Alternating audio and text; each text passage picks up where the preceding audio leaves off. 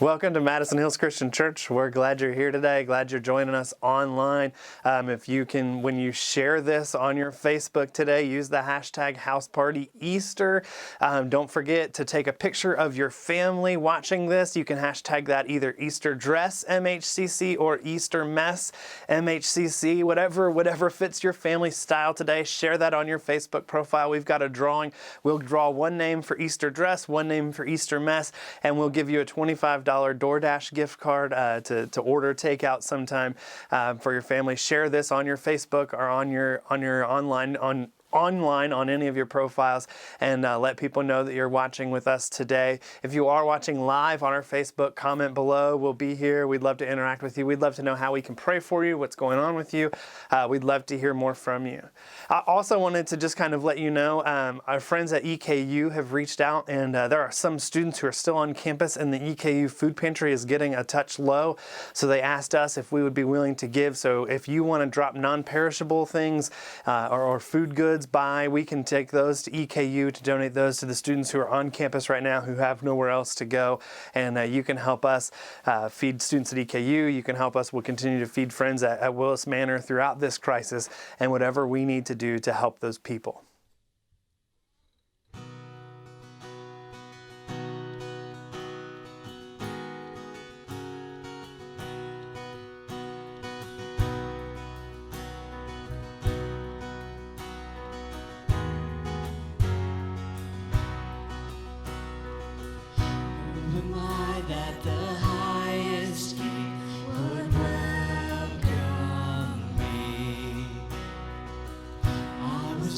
But he brought me in, oh, his love for me, oh, his love for me.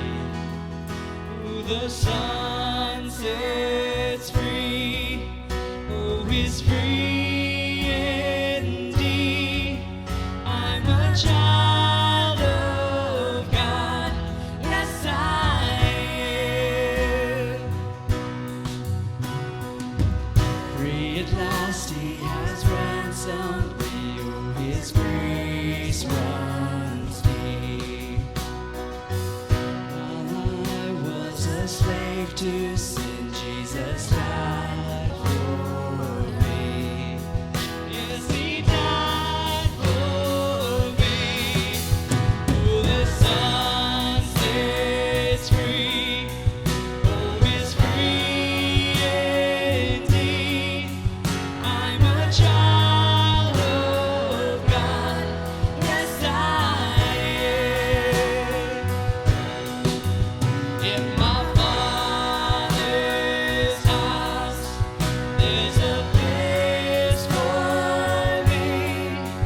I'm a child of God, yes I am.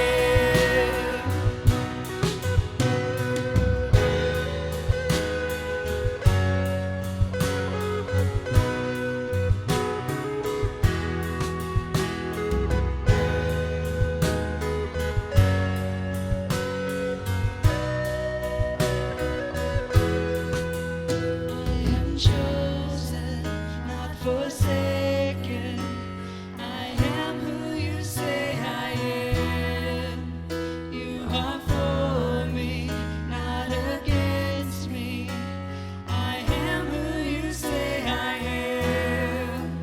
I am chosen, not forsaken.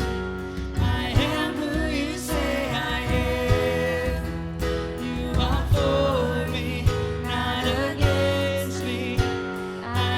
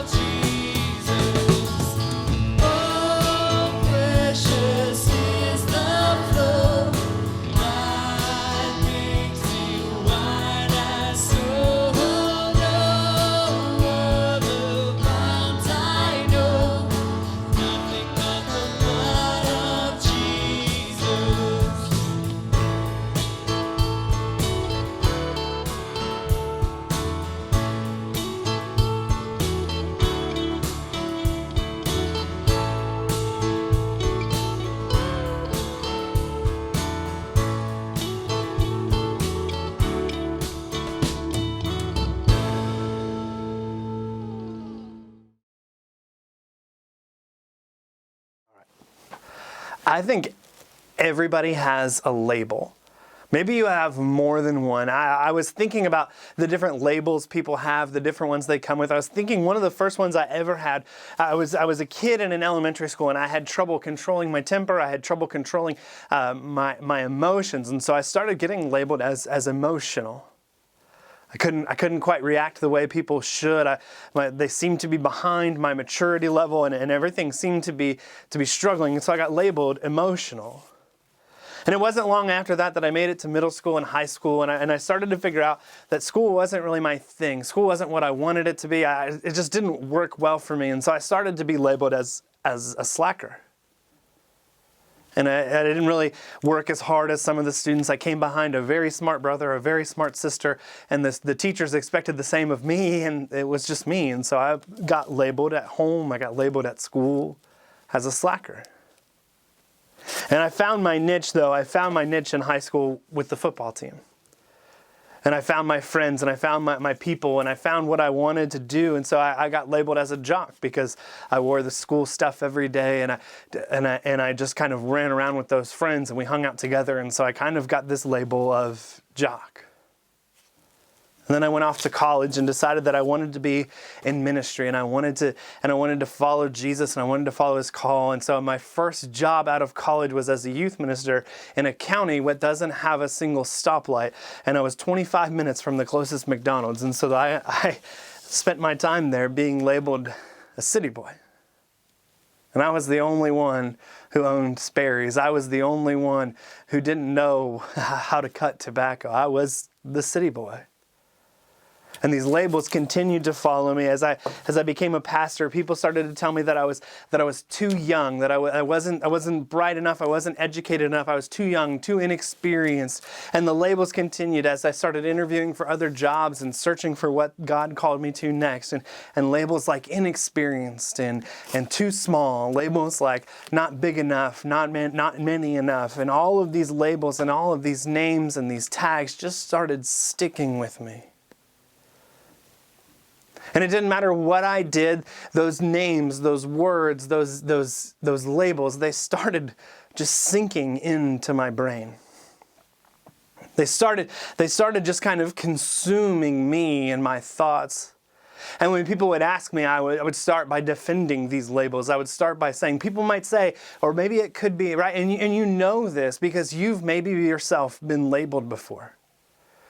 You've been told you are. You've been told you will. And so you know all about the problem that comes with these labels. Maybe for you, you've been labeled a cheater. And it was a long time ago, and it was a mistake. But you got caught on the test. You got caught in the relationship. And it's a label that you've carried with you for as long as you can remember. You've been told that you're not enough. Maybe it was a parent, a teacher, a fellow student. Maybe it was a coworker or a boss who told you that what you thought was your best, what you thought was your highest quality, what you thought was better than anything you'd ever done, they told you you're just not enough. And so now every time you make an attempt, every time you try, every time you do what you can do, you hear this word.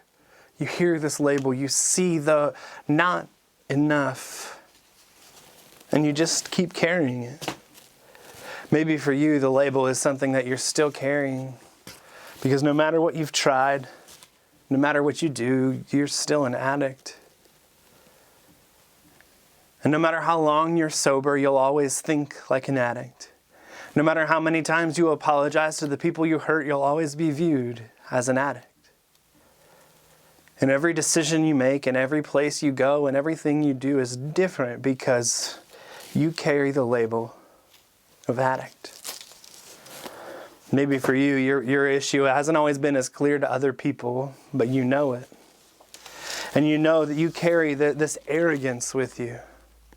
And that other people see it and they don't quite know what to do with it. But really what it's doing for you is it's hiding years and years of insecurity. And so people think you're arrogant, people think you're cocky and you're over the top. But the truth for you is you just don't know what else to do.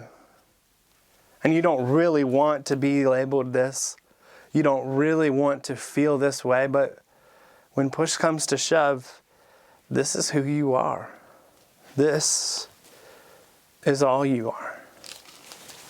Maybe somebody called you a name one time. They said it maybe even jokingly or offhanded.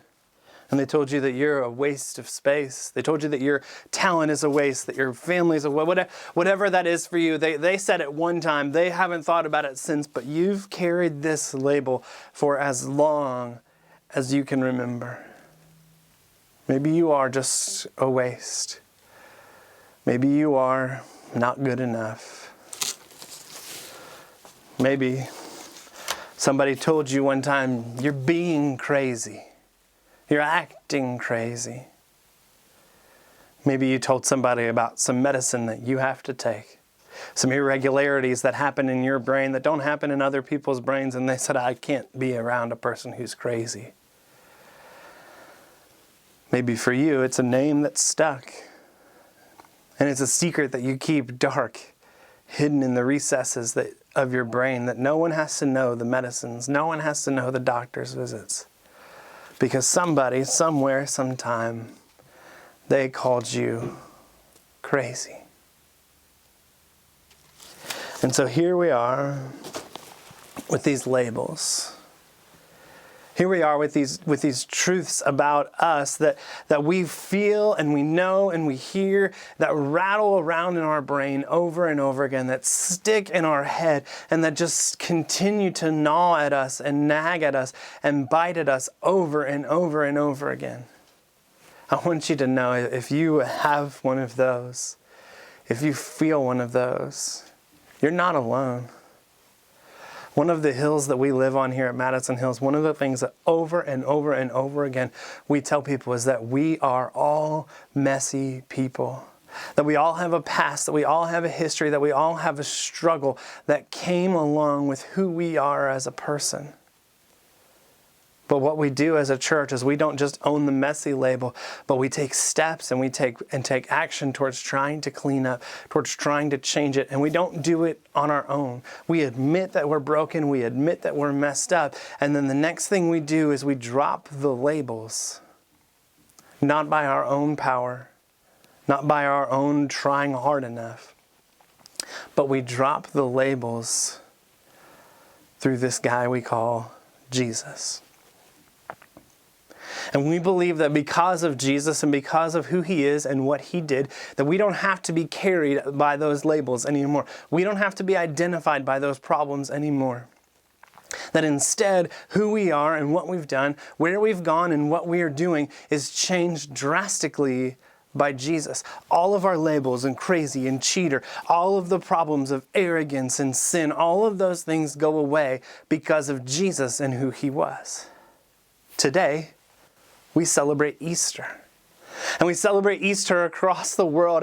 And unlike any time in the history of the world since the first Easter, Easter isn't being celebrated in big gatherings with lots of happy people who all are wearing pastel colors, but instead it's being celebrated in homes across the world today. And the reason it's being celebrated, whether there's big crowds or small crowds, is because what Jesus did at Easter changed everything for all of us. If you read through any of the four Gospels, Matthew, Mark, Luke, or John, you'll see an account of who Jesus is and what Jesus did for Easter. Just so I can make sure you're with us and you can catch up with us, we're starting today a series called I'm Not Okay. And what we're doing is we're admitting that we want to drop these labels and that we want to change who we are. We want to change what we are, what we've done and how we've been defined. And we want to let Jesus change that for us. And today, Jesus changes that for us by us celebrating Easter. In the week of Easter, the Thursday night, we celebrate Jesus being arrested. He has the Last Supper with his disciples, and he eats that meal with them, and he says, "This is the last time I'll eat and drink with you." That night in the garden, he's arrested by the Roman temple guard.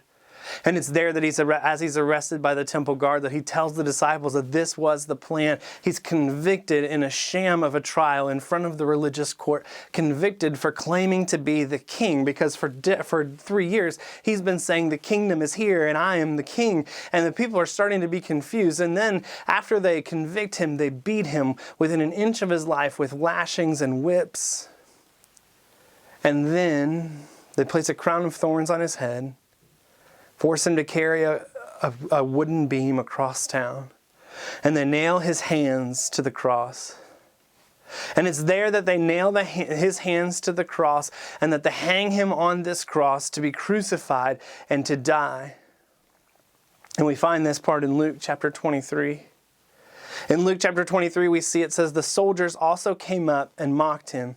They offered him wine vinegar and said, if you are the king of the Jews, save yourself. And we see there that it was a written notice above him, which read, this is the King of the Jews. And then John tells us that it was written in 3 different languages. It was written in Aramaic, Greek, and in Latin. And in Latin, it would have looked similar to this. It would have said INRI. It was an abbreviation. And it would have said, Jesus the Nazarene, King of the Jews. In Latin, I and J are interchangeable. So the I was for Jesus. The N was Nazarene. Jesus was from the hometown of Nazareth. This is who he was. He was Jesus of Nazareth. R in Latin is the word rex, which means king. And then I again for the Iudiorum, the Jews. And so the label Jesus wore that day on the cross is the label of King of the Jews. INRI. It's the accusation that gets him killed. The Jewish leaders accuse him of claiming his kingdom and claiming it over Caesar. And they know that if they can tell Caesar he's trying to overthrow Caesar, Caesar will have him killed. And so Caesar puts him to death. And it's at death on that Friday that we see him nailed to the cross and this label above his head, King of the Jews. But as was the practice of the Romans, he wasn't the only person being executed that day. We don't know how many people, but we know that it was common for the Romans to execute multiple people along the busiest road anytime they pleased, just to make sure that everybody saw it. So we know there are at least 2, but there could have been dozens more. There's one, though, that we see in Luke chapter 23. One of them sees this differently. Verse 39 says, one of the criminals who hung there, hurled insults at him. Aren't you the Messiah? Save yourself and us. But the other criminal rebuked him. Don't you fear God, he said, since you are under the same sentence? We are punished justly, for we are getting what our deeds deserve, but this man has done nothing wrong. Then he said, Jesus, remember me when you come into your kingdom. And Jesus answered him, truly I tell you, you will be with me in paradise. In Luke, we meet both of the guys on either side of Jesus, both of them hanging on either side. And in other accounts of the gospel and other translations, sometimes they don't call him the criminal, they'll call him a thief. One on his right and one on his left. And so here's Jesus hung on the cross with Jesus of Nazarene, King of the Jews. And next to him, there's a man who above his head, it just simply reads, thief. We don't know what he stole. We don't know the value. We don't know how many times. All we know is that he's labeled as a thief. Is that he's labeled as a criminal. And it's there as that label that he's, under that label that he's dying. But as he cries out for mercy to the Jesus, to the Messiah standing next to him, to the Messiah being crucified next to him, that label changes from thief to in paradise. And that day on the cross, Jesus saves this man from his certain death, saves him from an eternity of death and torture, saves him and brings him with him to paradise. It's in that moment that he drops the label of thief and everything changes. It's in that moment on the cross that the thief realizes, I can't do this on my own. While he's hanging, bloodied and battered, he looks to the man next to him and realizes that this man is no man, but he is a God, and he can save me. And for the first time, maybe in his whole life, the thief on the cross realizes, I cannot save myself. See, this is what this has all been about. This entire series that we're starting today that leads up to the next 4 weeks is all about us admitting, you know what? I'm not okay. I'm not as good as I could be. I'm not who I would like to be. And I have some flaws. I have some mess. I have some struggles in my life. But because of that, if I admit those and I give those over, I too can drop the labels. Why? I can drop those labels because Jesus died on the cross 2,000 years ago on Good Friday to remove those labels from my life. And it doesn't end with him dying on the cross. It continues that evening, they lower him down off the cross and they put him in the tomb of Joseph of Arimathea. And it's there in the tomb that he lays. And on the third day, the women go to lay spices on him and prepare his body for burial, and they see that the body is not there. The tomb is empty. And because the tomb is empty, death has been defeated once and for all. Because the tomb is empty, the labels that define me, the things that I thought made me who I am, are no longer. And all that matters is that the tomb is empty and there are no labels in me anymore. And the only label that matters is that someday I will be with Jesus in paradise. Because he took my labels, because he took my sin, because he took my shame. And when I was supposed to die for them, when I was supposed to pay the price, he died on the cross for me. I'm the thief. I'm the one who looks and who says, save us. And he takes my punishment for me. This is what Easter is all about. It is all about us being able to drop the labels, to drop the mess, and to give them over to Jesus. And I know right now, like if you're watching this, you're resisting at 100% because you know yourself better than anybody else. You know the thoughts in your head. You know the kind of scoundrel you are. You know the kind of mess you bring to the table. You know the scum that you feel to be. But I want you to hear this once and for all. Jesus came to die for the scum. Jesus came to die for the scoundrel. He came to die for you and me. We believe that Jesus was with God in the creation of the world. And it's through their creation of the world that they created all of this. They created you to love. And I'm going to read you a story. And it's a children's story, but I want you to hear it. It's called You Are Special, and it's written by Max Lucado. And what this story is this story is a story all about dropping the labels. The story begins, the Wemmicks were small wooden people. All of the wooden people were carved by a woodworker named Eli. His workshop sat on a hill overlooking their village. Each Wemmick was different. Some had big noses, others had large eyes. Some were tall and others were short. Some wore hats and others wore coats. But all were made by the same carver and all lived in the village. All day, every day, the Wemmicks did the same thing. They gave each other stickers. Each Wemmick had a box of golden star stickers and a box of gray dot stickers. Up and down the streets all over the city, people spent their days sticking stars and dots on one another. The pretty ones, those with smooth wood and fine paint, always got stars. But if the wood was rough or the paint was chipped, the Wemmicks gave dots. The talented ones got stars too. Some could lift big sticks high above their heads or jump over tall boxes. Still others knew big words or could sing pretty songs. Everyone gave them stars. Some Wemmicks had stars all over them. Every time they got a star, it made them feel so good.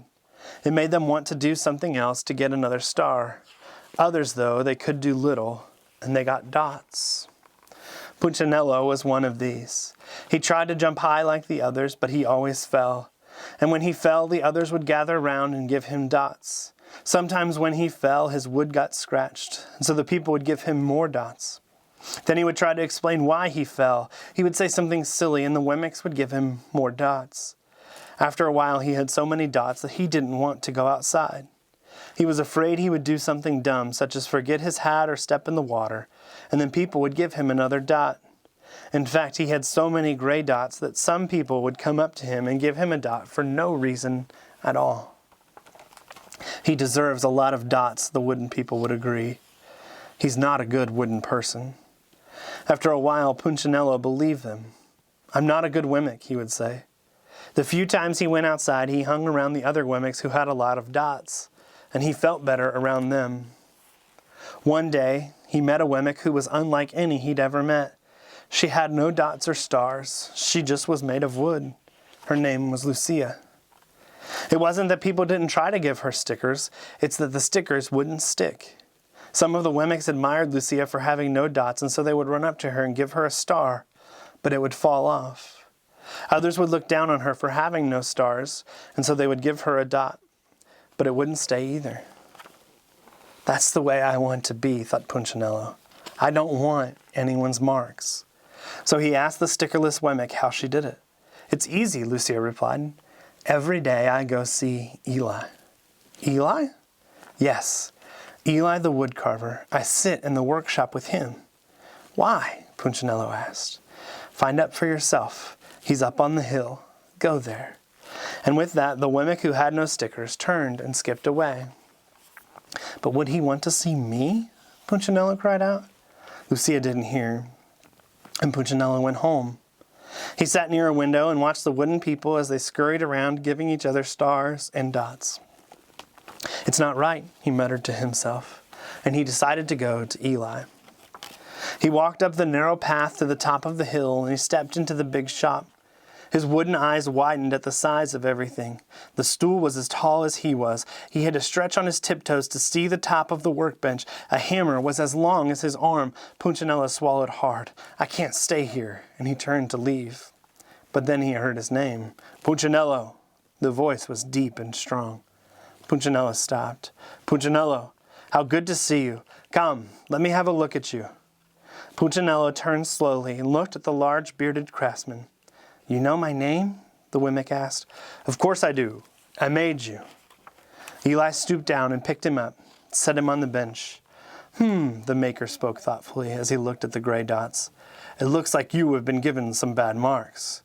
I didn't mean to, Eli. I tried really hard. Oh, you don't have to defend yourself to me, child. I don't care what the other Wemmicks think. You don't? No, and you shouldn't either. Who are they to give stars or dots? They're Wemmicks just like you. What they think doesn't matter, Punchinello. All that matters is what I think, and I think you are pretty special. Punchinello laughed. Me? Special? Why? I can't walk fast, I can't jump. My paint is peeling. Why would I matter to you? Eli looked at Punchinello, put his hands on those small wooden shoulders, and spoke very slowly. Because you're mine. That's why you matter to me. Punchinello had never had anyone look at him like this, much less his maker. He didn't know what to say. Every day I'd been hoping you'd come, Eli explained. I came because I met someone who had no marks, said Punchinello. I know. She told me about you. Why don't the stickers stay on her? The maker spoke softly. Because she has decided that what I think is more important than what they think. The stickers only stick if you let them. What? The stickers only stick if they matter to you. The more you trust my love, the less you care about their stickers. I'm not sure I understand, Eli said. You will, but it will take time. You've got lots of marks. For now, just come see me every day and let me remind you how much I care. Eli lifted Punchinello off the bench and set him on the ground. Remember, Eli said as the Wemmick walked out the door, you are special because I made you, and I don't make mistakes. Punchinello didn't stop, but in his heart he thought, I think he really means it. And when he did, a dot fell to the ground. The story of Punchinello is the story of you and me. We've carried all of these labels, we've carried all of these names, we've carried all of these struggles with us for as long as we can. And God the Creator looks at us and says, I sent my Son so that you wouldn't carry those pains anymore, so that you would drop the name, so that you would drop the label, and remember that only one opinion matters. And that opinion only matters if you stand in front of God the Creator and say, Jesus died for me. And He died to remove my labels. He died to remove my shame. Jesus Christ died and rose again so that you did not have to carry those labels, so that eventually your label would read, in paradise. I want to talk to you more about what the Easter story means in your life. I want to talk to you more about getting rid of the labels in your life and about giving your life to Jesus. If you want to know more, reach out to us, leave a comment below. Find a way to tell somebody you need to know more about Jesus. As we continue in our service, we're going to play, the band is going to play a song. And we're not going to put the words up because we don't necessarily need you worrying about singing along, but we want you to watch. Because we recruited some of our friends and some of the people we know to tell you just a snippet of their story. To tell you a little bit about the labels that they used to have and how Jesus has removed those labels from their life. And so I want to encourage you as a family to gather bread, gather a cup, some sort of communion together, and remember that Jesus' body was broken and His blood was poured out. And while you sing along to Redeemed, while you watch our friends celebrate what they've done, remember that Jesus died to drop your labels too. Will you pray with me? Father God, the gold stars and the gray dots, they don't matter. The only label that matters is the one that belongs to you. The only thought that matters is the thought that comes from you. Open our eyes and open our hearts to see who you are and what you mean in our lives, God. Help us to each day, every day, be more like you. And to see how you value us, that you value us enough that you sent your Son to die on the cross for us. And it's in your name we pray. Amen.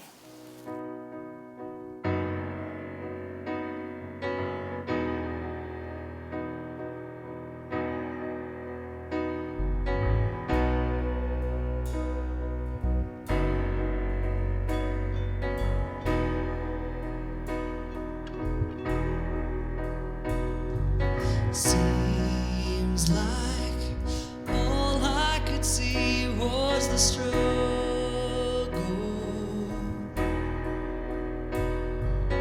haunted by ghosts that lived in my past,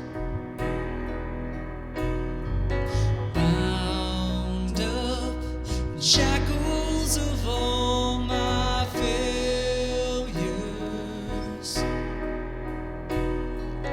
wondering how long is this gonna last. Then you look at this prisoner and say to me, son, stop fighting a fight that's already been won. I am redeemed. You set me free. So I'll shake off these heavy chains and